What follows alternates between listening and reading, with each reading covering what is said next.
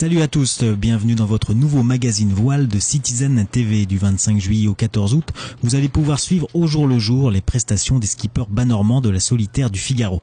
9 fous de voile bas normands se sont en effet lancés dans cette superbe épreuve en solitaire. Le principe de la course, 3 étapes en solitaire sur un bateau identique.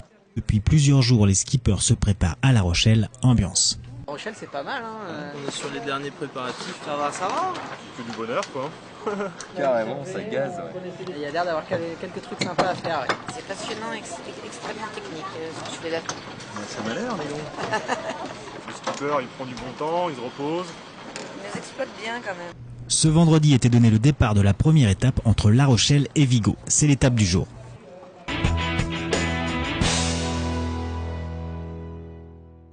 C'est la grande classique de la solitaire avec une traversée du golfe de Gascogne entre les côtes françaises et espagnoles.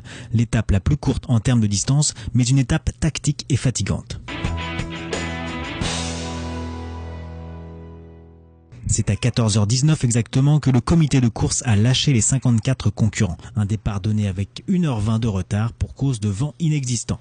Un départ de La Rochelle par petit temps. Les premiers concurrents ont mis près d'1 heure pour parcourir les 2000 qui les séparaient de la bouée de dégagement. C'est donc parti pour 450 000. Les premiers devraient arriver lundi. Au classement de la bouée de dégagement, en tête le Montpelliérain Laurent Peycuet devant le Marseillais Jean-Paul Mourant. Peycuet qui avait remporté la Transat AG2R en début de saison.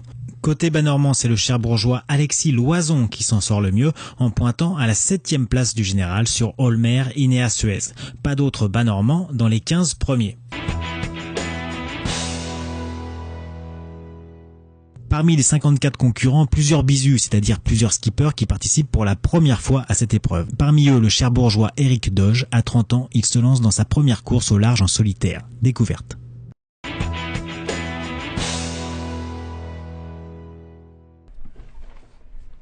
Je suis originaire de Cherbourg. Mes premières sorties en mer, c'était juste à côté, juste ici, là, où je naviguais en optimiste. Et donc du coup, j'ai fait quelques années, j'ai navigué en petite rade et en grande rade. C'est la première année où je me lance dans la course au large en solitaire. Donc j'apprends pas mal de choses. J'ai fait quelques sélections pour faire la solitaire du Figaro, il y a 2 semaines à peu près. Et j'ai l'impression de réapprendre un peu à naviguer. Parce que tout ce que je savais avant, c'est validé, mais c'est pas forcément la même discipline.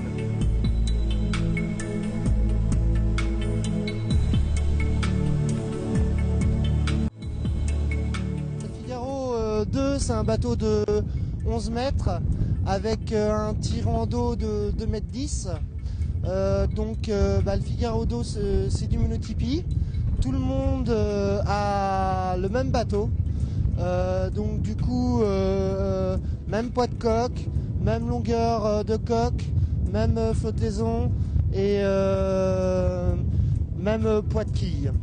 Donc tout le monde navigue à armes égales. Mes objectifs, c'est avoir un niveau suffisant pour réussir à créer du jeu vis-à-vis des maximum d'adversaires. Si par exemple je me trouve dans un paquet de bons marins, c'est les tenir le plus longtemps possible et avoir la possibilité de tirer mon épingle du jeu.